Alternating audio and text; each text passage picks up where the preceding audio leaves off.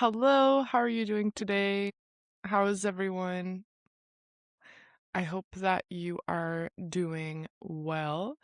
Um, and happy Saturday. Does anyone have any plans this Saturday? Are you watching the World Cup or are you just going to relax? I normally do most of my errands on Saturday. Hello. Hi, Caro. Hello, Victoria. Hello, Emerson. How are you doing today? I just had my coffee, but I ran out of milk. I like to have it with oat milk or almond milk, and unfortunately, today I ran out, so I'm just having black coffee. So I feel kind of intense today. Black coffee's fine, but, depends on the quality of the coffee, if it tastes good or not. What is the most important thing to learn in a new language? The most important, it's hard to say that there's just one most important thing because everything is connected, right? So, like, vocabulary is actually pretty connected to grammar. Like, if you say something, for instance, I've been is a really good chunk when you're talking about traveling, and that contains within it the grammar is how are you using it in the sentence with what tense and how does it connect to the other parts. And then the vocabulary is like what is the base word that you're using. So, yeah, I would say that things are too connected maybe to just choose one thing because you also, if you practice too much with the written language, but you never hear someone talk, then you're going to also have a difficult time in a conversation. So I would actually say one of the most important things you can do is have a lot of variety with the ways that you study and try to see things in multiple contexts. So that's my non-answer. But maybe to start exposure to the language. What is the temperature here? Let me check. Honestly, it's always colder inside my house than it is outside. It's 15 degrees Celsius, 59 degrees Fahrenheit where I live. Hello, welcome everyone. I hope you're doing well today.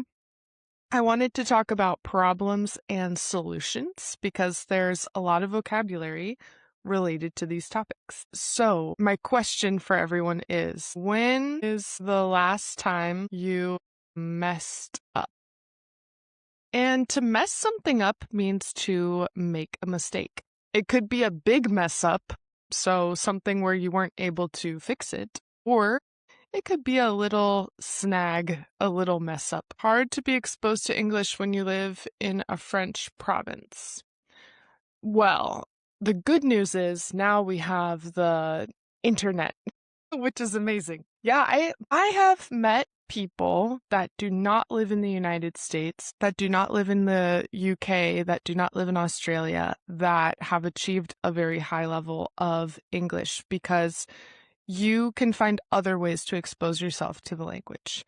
Of course, because like even for example, I live in a Spanish-speaking country, and most of the interactions that I have on a day-to-day basis are more transactional.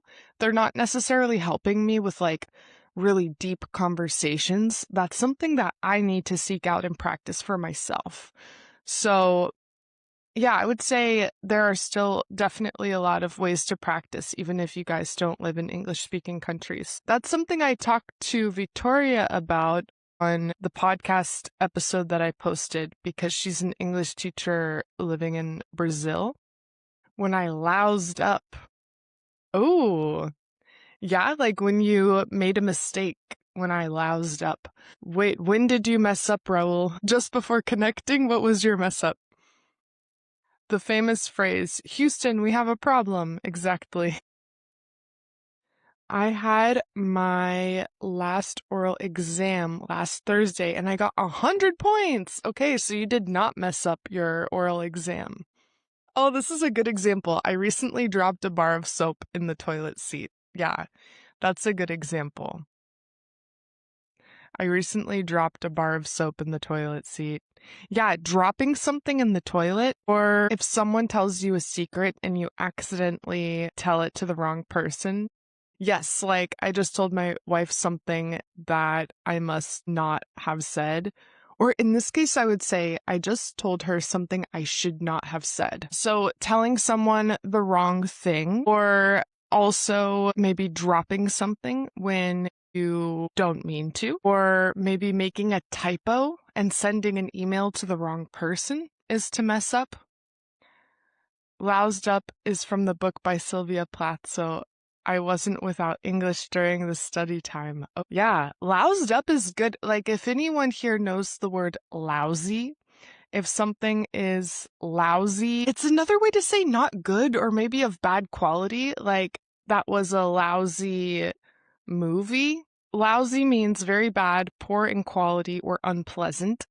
It can be it can also describe feeling slightly ill or being excessively full of something. So you could say, the service at the restaurant was lousy, or I have a cold and I feel lousy. They only offered me a lousy $20. So it's a way to say something is of poor quality or not good. So I loused up, yes, would be like another way to say that you did something wrong or you made a mistake. Would you still use louse up? Honestly, no. I think louse up sounds like I can understand when someone uses it, but I would say it sounds kind of eloquent for everyday use. Yeah, I would say but that's personally. Maybe in some regions it's more common, but personally, like being from the US, yeah, I would say that it sounds a little bit more like eloquent or poetic than what I would normally use. I would probably say messed up, but it is a really beautiful phrase. Maybe I would use it in writing more than speaking. It could also be a generational thing, like something that was more common in the past. It could also be the case, but I would have to look into it. Okay, so we have the last time you messed up. Another phrase that we use is drop the ball. So, have you ever dropped the ball? Have you ever dropped the ball? So, to drop the ball is like to fail to do something important. Maybe you have a responsibility at work. You're supposed to contact people and you accidentally forgot to contact someone. You can say, "Ooh, I dropped the ball." Or you were supposed to get back to your friend about their camping trip, and because you didn't get back to your friend, they ended up not going on the camping trip and needing to cancel the camping trip. You could say, "Ooh, I dropped the ball." So you always drop the ball. Okay. I would say I sometimes drop the I feel like maybe not always, but sometimes it happens when you fail to do something important. And if you fail to do something important because you forgot, you could say it slipped my mind.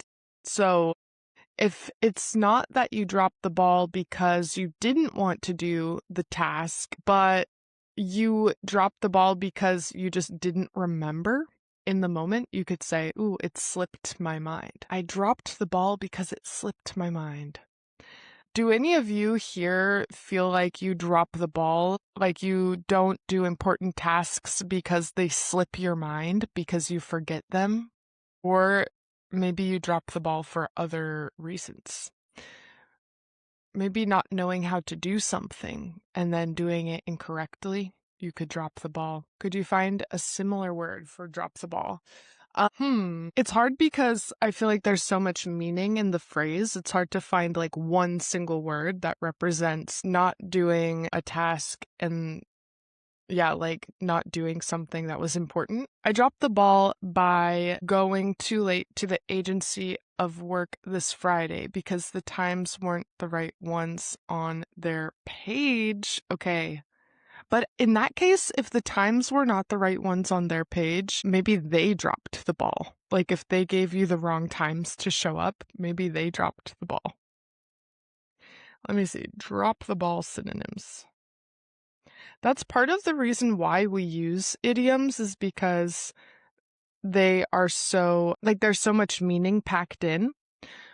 So here's some options for saying drop the ball. Yeah, it could be like fail. I feel like fail is so not as specific, but it is like a type of, it's like a type of failing. Yeah, like forget to do something though, because you could also forget information. So to drop the ball means to make a careless mistake or fail to fulfill a duty, obligation, or opportunity.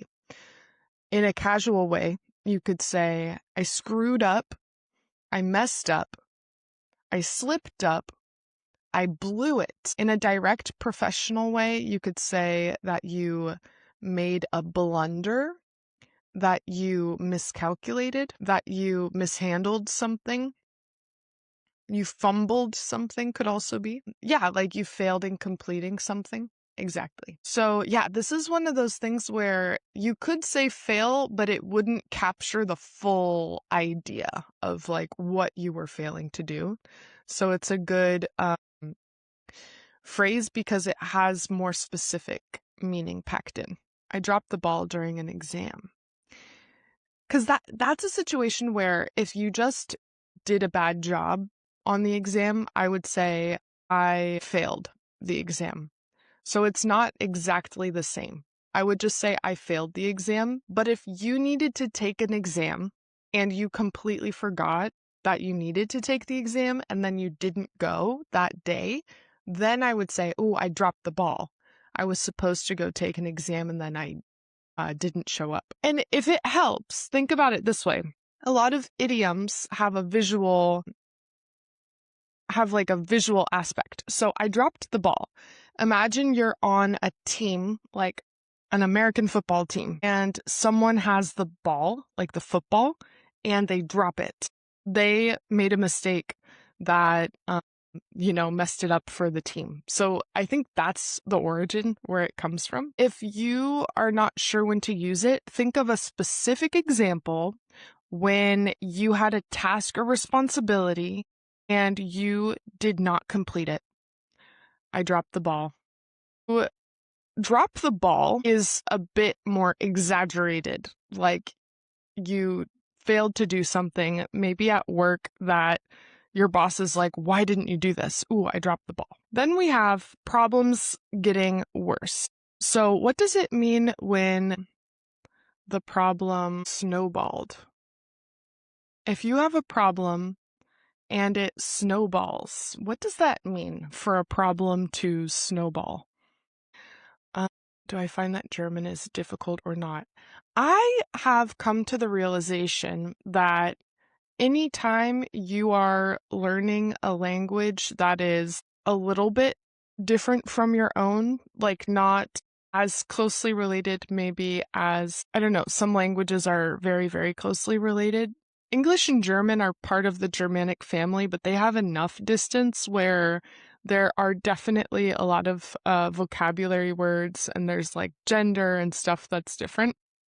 I think any language that's different from your own is difficult to learn because it's just a lot of work to learn a language. I think some things are objectively harder in German, in like the gender of words and declining words like dem, des.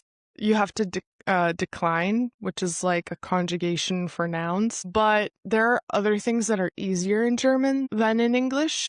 So like there are some structures that are more predictable. It's more phonetic.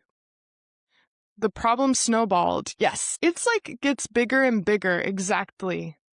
So something happens, it's like a domino effect. When a problem snowballs, it just gets bigger and bigger. You guys explained it well. Once I was playing soccer with heaps of friends, at some point we were getting the win, but I dropped the ball when I scored an own goal. The other team tied the match and they got on to win it. This is a really good example here of dropping the ball. It's like when things start to pile up. Yes, it's small and then it gets bigger and bigger. Yeah, so snowball is if any of you live in a country with snow where you can pack the snow into a sphere, into a ball, and throw it at someone. Well, imagine there is a ball with snow and it rolls down the hill. And as the ball is rolling, it gets bigger and bigger and it incorporates more snow, more snow. So this little ball is rolling down the hill and growing in size. That is a snowball effect. The problem snowballed. Yeah, there are a lot of similarities with English and French as well. What does it mean if I say the problem got out of hand? What does that mean? The problem got out of hand. Is it similar to a slippery slope? Kind of. You could use them in some situations, but I think a slippery slope is used a lot when you do one thing, which means that you have to do another thing. So, for example, if a country has a law where you can buy any land that exists and just live on that land, you could say, well, that's a slippery slope because then what if people start claiming each other's land? So you could use slippery slope also just to mean when you make something okay, then it could make other things okay, which are making things more complicated. Yeah, a problem gets out of hand. It gets really, yes, it's out of control. It's not in our hands. We are in a big problem. We can't control the problem anymore. You could say, I would say there are two different ways to use out of hand. One is if you said the problem got out of hand, now it's too big to control. So, for example, if your company posts something on social media and it goes viral and then it starts to become a big problem because everyone is using the video to cancel you or say negative comments, you could say, oh, that got out of hand. Like now we can't control what's happening online. But you could also use this if you said it's not in my hands or it's out of our hands. You could also use that to say not in our control, but not in a negative way, to just say, well, it's not our decision. So I applied for the job, but at this point, it's out of my hands. We'll see if they hire me. Like, I can't do anything else. So the problem got out of hand is it's out of control. It took a life of its own. You can't do anything. And then it's out of our hands could also be used to say, well, we can't control it. So kind of like to be resigned about something. You could use it that way too. To run out of something is like to not have any more of something. So if you said, we ran out of time to finish the project, like we don't have any more time. Okay, I'm going to give you guys the example of slippery slope. So slippery slope refers to a course of action or a bad habit that once started is likely to spiral out of control and get much worse. So in that way, it is like a snowball effect. It is commonly used as a logical fallacy in arguments to reject an idea by claiming it will inevitably lead to a chain of extreme negative consequences. So, for example, if I allow my teenager to stay out until 10 p.m., they will start skipping school, run away from home, and end up living on the street. That would be a slippery slope. AI programs got out of hand and there was nothing we could do about it but run. That's a good one. I always bought my daughter whatever she wanted, and now she's in her 20s. Her wishes are out of hand. Exactly. Yeah. Maybe her wishes got out of hand. Exactly. You could also say it's a slippery slope to give your child what they want because one day they might want something impossible. All right, then we have an obstacle. There are so many different ways to talk about obstacles in English, right? What are ways that we can say we ran into an obstacle or a problem? You could say, someone earlier mentioned, Houston, we have a problem. That's one. Thinking about maybe phrases you could use either at work or in your personal life. What could you say if you run into an obstacle or a problem? Yeah, you stumbled on something, you stumbled upon a problem. I'm in a pickle. This is a really good phrase. If any of you guys need a funny phrase, for those who don't know, a pickle is a pepinillo. In Spanish, it's like a pickled cucumber, a cucumber soaked in vinegar. So if you say I'm in a pickle, it's like I have a problem. I'm in a sticky situation. That's another one. I'm in a sticky situation. The teenagers got out of hand. That works too. We faced, in that case, okay, in the past tense, you could say we faced a problem or we faced trouble. The most common in the present is like we are facing a problem or we are facing trouble. I'm between a rock and a hard place. Yes. If anyone here knows Latin, inter sacrum saxumque. Run into. Yes, exactly. So, like, as the verb, we can say run into instead of stumble upon, come across. We can use one of these phrasal verbs is going to be very common to say that you by chance happened upon something. I ran into a problem. You could use any, after that, you could say obstacle, problem, issue. Run into a problem. There's another one that I like, which is we hit a snag. This is like kind of more used in offices or business. There are so many business idioms, and I think this is one that people use. We hit a snag. A snag is if you have a smooth surface, one bump is a snag. I remember my dog had one little tooth that would stick out like this, and we called it her snaggle tooth, like it was a snag, a little thing sticking out. So if you hit a snag, it's you're smooth sailing, and then oops, there was a little obstacle, a little problem. But this is not like saying that something got out of hand, because if you hit a snag, you can still solve the problem. It's still, everything is still under control, but you ran into a small issue. You hit a snag. People also say we had a small hiccup, and if you don't know, hiccups are like, that is a hiccup when people make that sound. I don't know if it's like a spasm, a muscle spasm, but when you go, that is a hiccup. So if you have a hiccup, it's another way to say we hit a snag.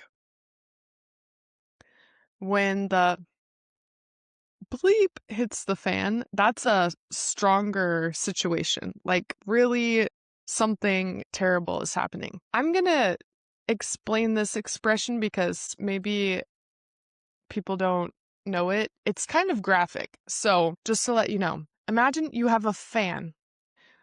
Like, if your room is hot and you want to cool off and you have a fan spinning, if something hits the fan, that goes everywhere, right? Because you literally have a blade spinning. So if you throw something at this blade, like a banana, the banana will go everywhere. So imagine if you have and you throw it at the fan and then that goes everywhere. So that is the meaning of, of this expression. It is actually a common one, of course, not one that you should use like to your boss, but that is the meaning of this expression. Yeah. We also, we could face an issue. You could be up against something, be dealing with something. So there are a lot of things you could say.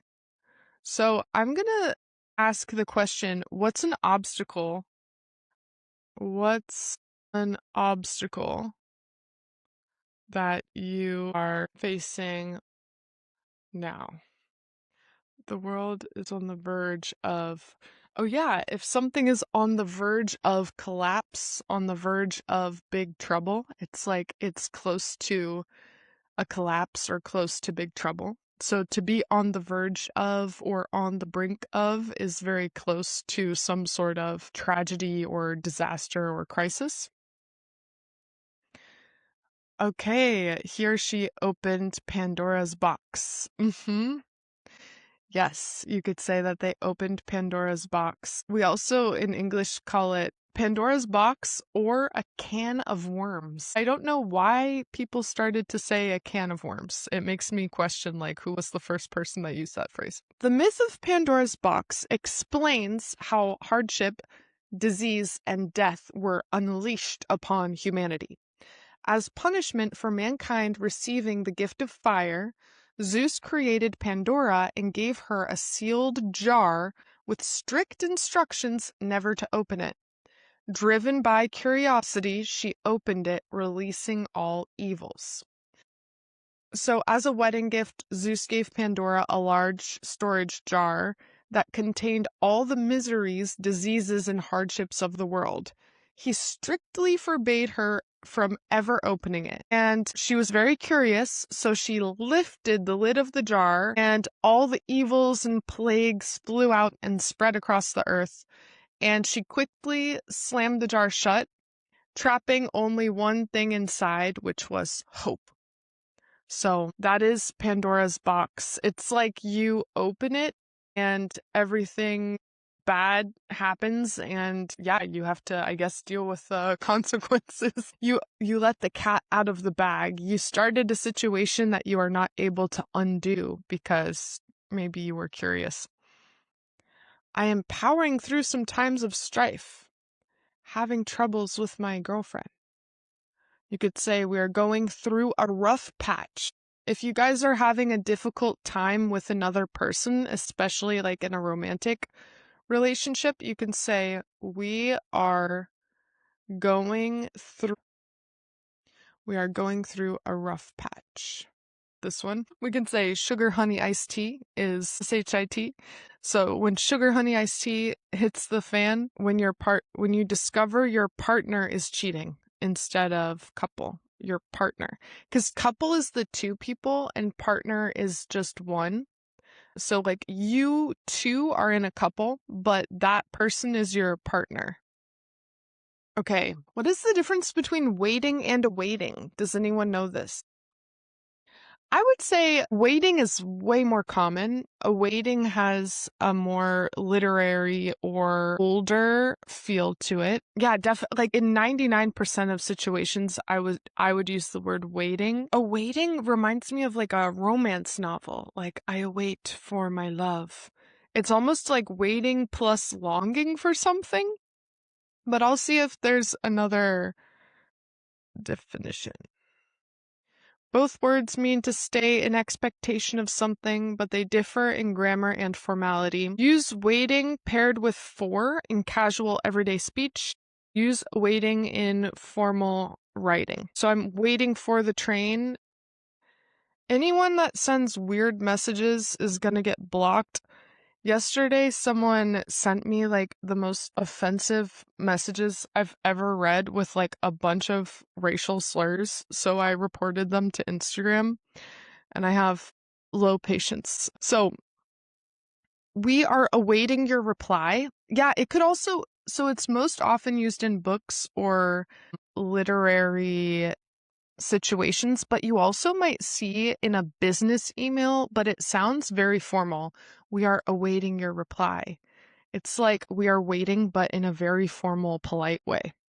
So I would use whenever you're talking, I would use the word waiting.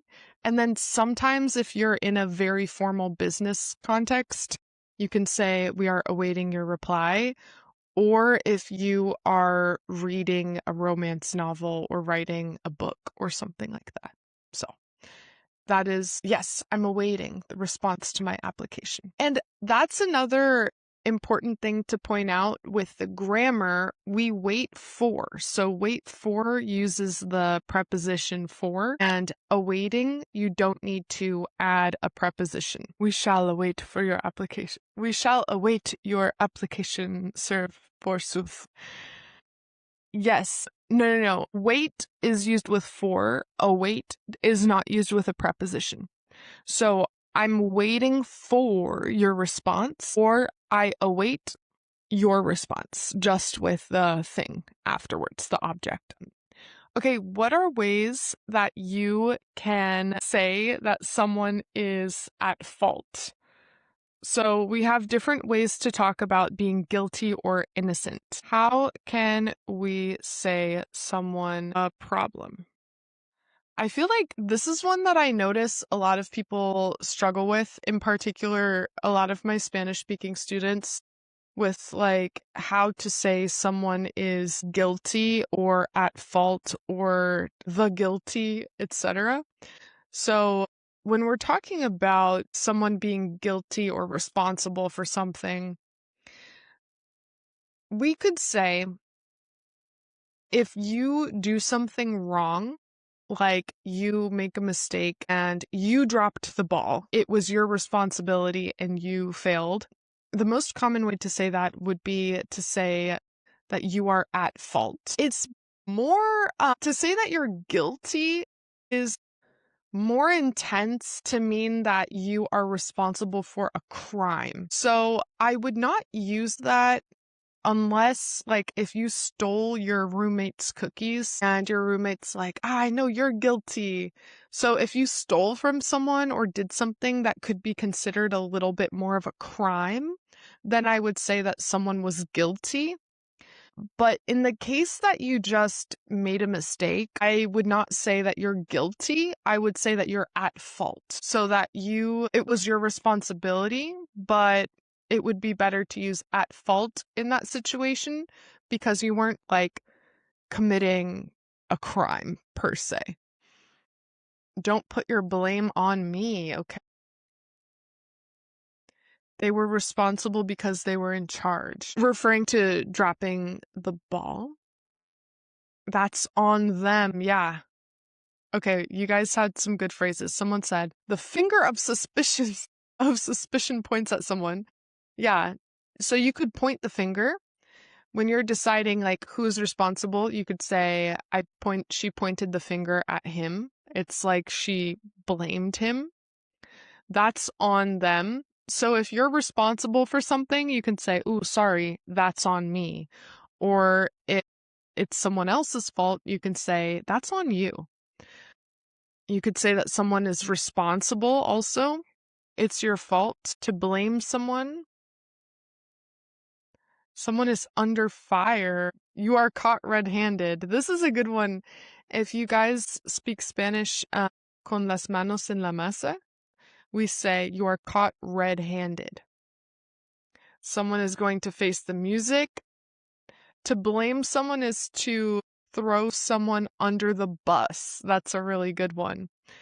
Okay, so right here at this part, my microphone was plugged in, but there was some sort of weird thing with the adapter that I use for my microphone.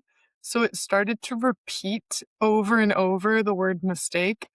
And as you can hear, it sounds really weird. I cut out most of it. It was going on for a solid minute or so. But I turned that into a techno song because people said that it sounded like a techno song. So I will include that as well in this next part of the class. Stay tuned. So if you are on a team and there's a mistake, the word mistake was repeated. Oh my gosh. Interesting. It was weird. Okay, guys, now I'm gonna watch the live back afterwards and see what you're talking about. Was it like mistake? That's so interesting. There's always some sort of weird anomalies that happen on the live. It was like a techno song. Maybe I should post just the song. I'm going to edit that and post it like just a song. When you're deciding like who's responsible, you could say she pointed the finger at him. It's someone else's fault. You could say that's on you. Someone is going to face the music, the music, the music. If you are on a team and there's a mistake, the mistake, the mistake, the mistake, the mistake, the mistake, the mistake, the mistake, the mistake, the mistake, the mistake, the mistake. I'm gonna make that into a techno song. Maybe that could be a good, like, I could remix the lives into, I could remix my lives into English songs. And it's like, mistake, mistake, mistake, own up to, own up to, own up to your mistake, mistake, mistake. You almost crushed your phone. Oh my gosh. I feel bad if anyone thought that that was their. It wasn't on you guys. It wasn't on you. My phone dropped the ball. My phone dropped the ball. I don't want to point any fingers, but I hit a snag. I hit a snag. I like how everyone instantly blamed themselves and you guys thought that you were the problem. Nope. Okay, well, that was an exciting class today, everyone. That was a little bit chaotic. Do any of you remember a phrase that we practiced in the class? Are you going to remember any word or phrase from the class today? Anything that you're going to remember aside from phrases, mistakes, mistakes, mistakes? Messed up. That's a good one. And when you say it, it's common to say it almost, it sounds like one word, messed up, messed up, messed up. Snowballed. Nice. Snowballed. Yeah. I obviously need to edit this after and then post it. I cut in while you're explaining guilty and at fault. Okay, nice. Guilty versus at fault. Yeah, if you are talking about a mistake you made at work, it would be almost like too unnecessary to say, I'm guilty. It would be better to say at fault. All right. I am going to go get on with my day. Yeah, we are going through a rough patch. We are going through a rough patch. To go through something is commonly used with experiencing something difficult, like passing through a difficult time. We're going through a rough patch. My microphone needs to bring its A game next week. Well, maybe people liked crazy microphone. As long as it's not for most of the class, if it's like one moment. But yeah, it kind of snowballed there at the end, as some of you said. Mistake, mistake, mistake. Oh my gosh. Well, all right. Have a good weekend, everyone. Great to have you in the class as always. I'll go live next week and I'm going to see about the crazy microphone. Maybe the next week we will have a techno class. So stay tuned. Take care. Bye, everyone. Have a good one. Bye bye.